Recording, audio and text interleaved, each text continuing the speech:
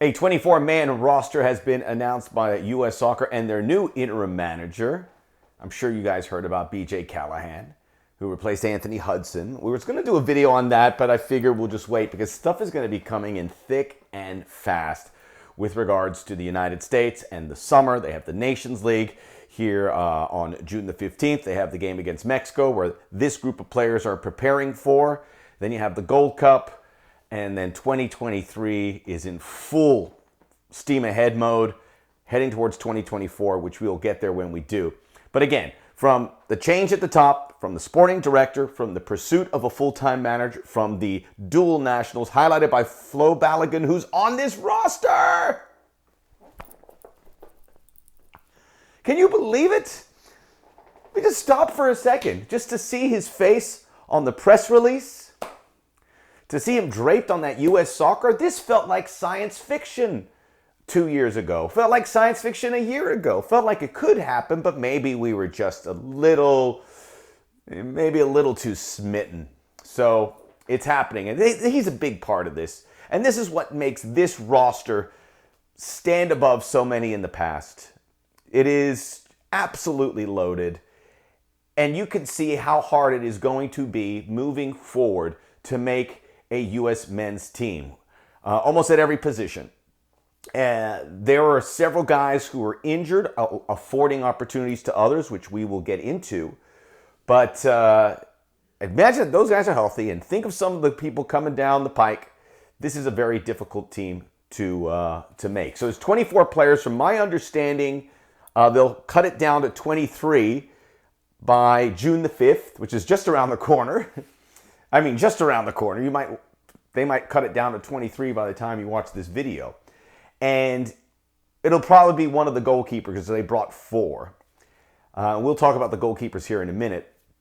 But this is very exciting. And these are big games, potentially playing Mexico and Canada or playing Mexico and playing for a trophy, however you want to see it.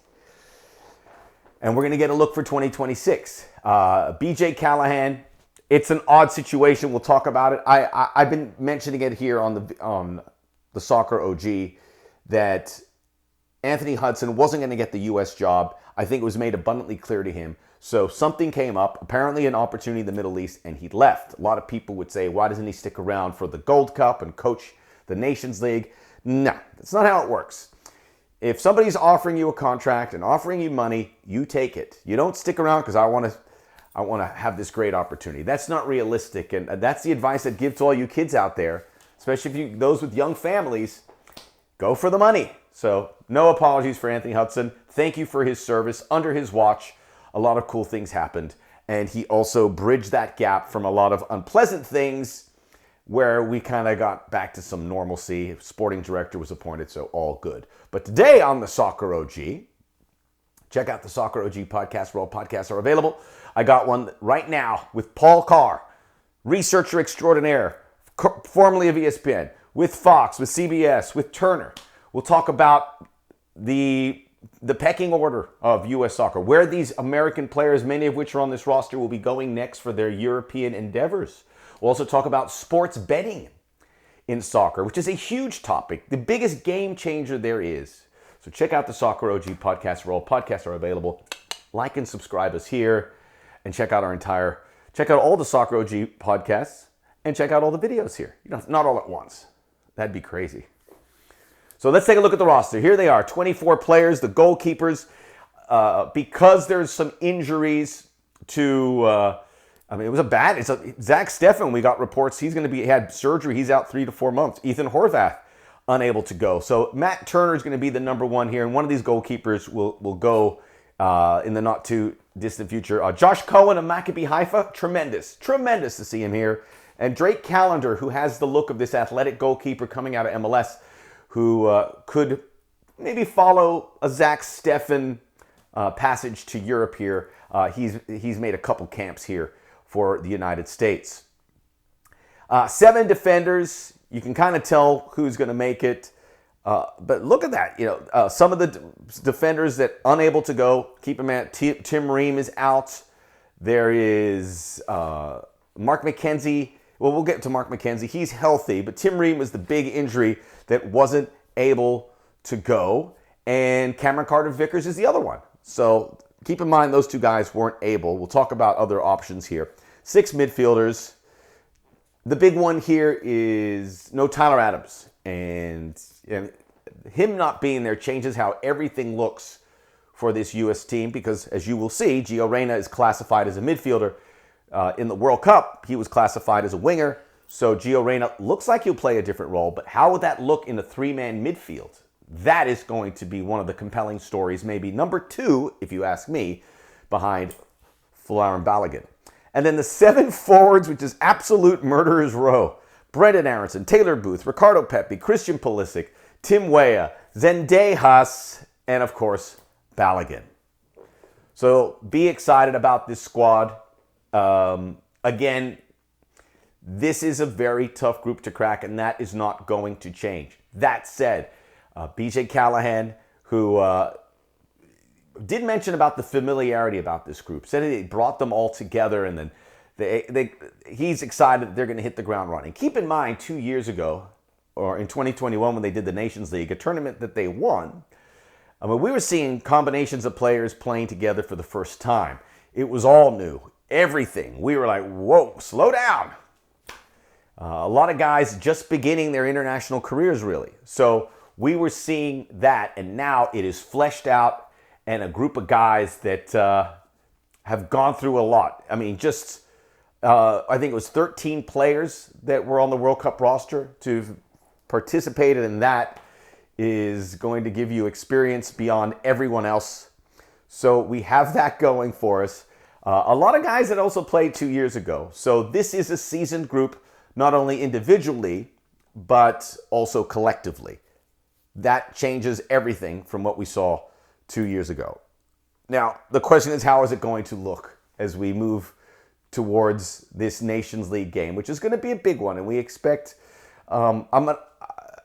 the goalkeeping situation. Matt Turner is going to be the one, and the fewer question marks we can have here, the better. So lock him in. We're not going to do a starting 11, as tempted as I am. And by the way, these games are 2 weeks away. So we can start that process. I mean, it's going to be here very soon. And from what we had been told, there's going to be 2 rosters. There's going to be the Nations League and the Gold Cup. There's going to be some crossover, not comprehensive crossover of players playing in both.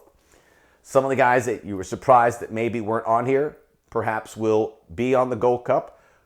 Some players that Callahan mentioned by name, Kellen Acosta wasn't brought in here, said he'll probably join the Gold Cup.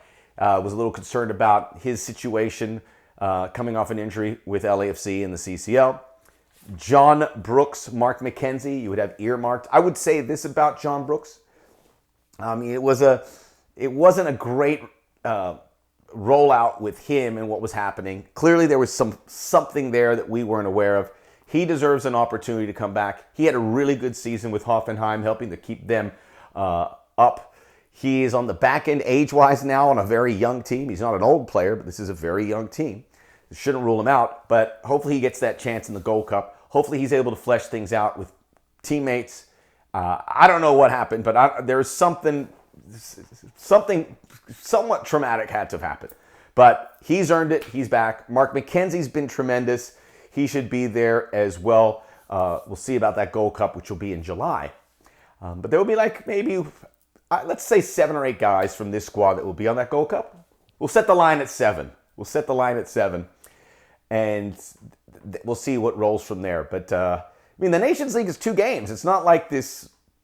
It is not like this really demanding on the body for players. Everyone's going to want to have some time off. Keep in mind, especially if you play in the World Cup, with COVID, we had everything pushed back, forcing us to have this many tournaments at odd times and, shoehorned in there. And then we had the World Cup in December. So guys are exhausted.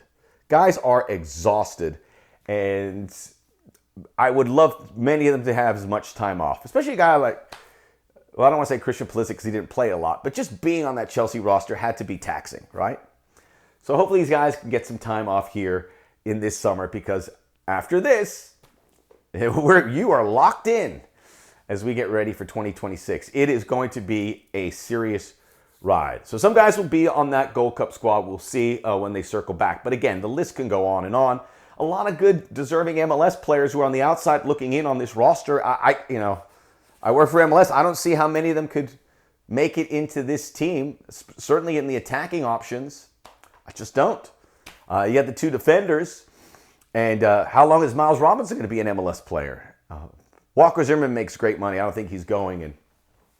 But there will be some MLS players moving forward in the big competitions. But right now, the heavy hitters reside in Europe, which is the way it's supposed to be.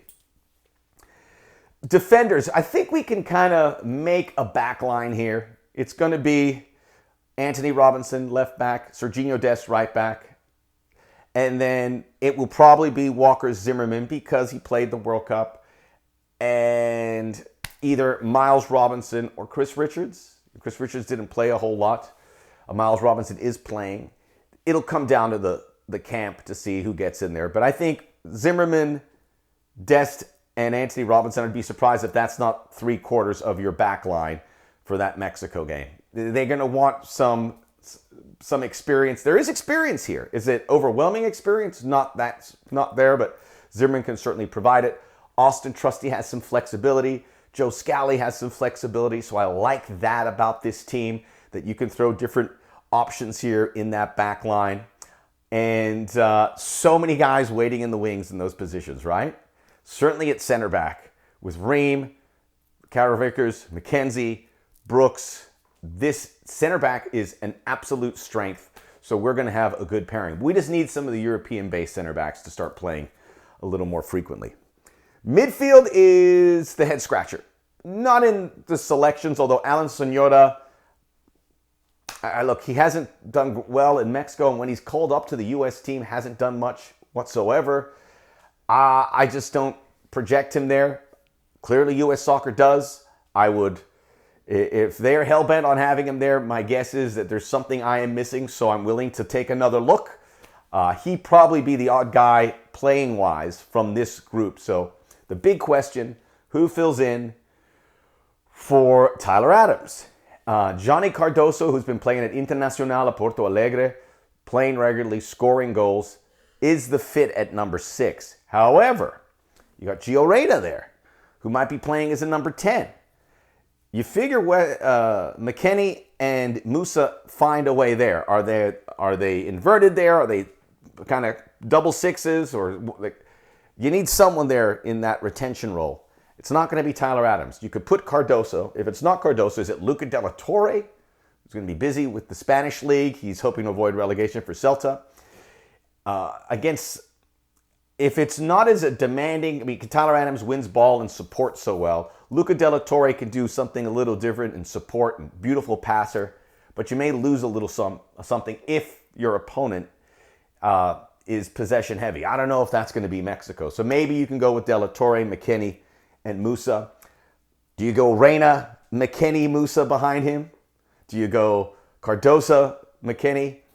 This is wide open. But I think we can all agree that McKennie, who didn't have a great run into the season, but is still highly regarded, nor did Yunus Musa, but he is just an electric, athletic, and tactical freak. Those two guys will be in the starting 11. Who would it be? But it could be Reyna, could be Cardoso. I don't know if you're seeing this, but to me, the midfield is the most intriguing area. That brings us to the forwards and the imminent arrival of Flo Balogun. Will he start the Mexico game? Ricardo Pepi's there, and he has a claim, and I love the fire in the eye of Ricardo Pepi. He's not relinquishing this job to Balogun. And BJ Callahan said as much.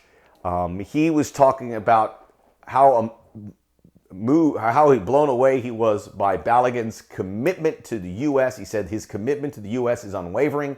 We have seen that with his social media. When he scored 20 goals at Rennes, he said it's great to be the first American player to score 20 goals in a top 5 league. He gets it. He knows the historical significance. We talked about that in past videos. Balogun has a decent camp. You figure he will start. Pulisic Weah. Taylor Booth's going to be a winger. Brendan Aronson's going to be there. Alejandro Zendejas, this is unbelievable, the talent we have there. The problem is, how do we get them all on the field? Let's say it's Balogun, Pulisic, Weah, or Balogun, Pulisic, Zendejas.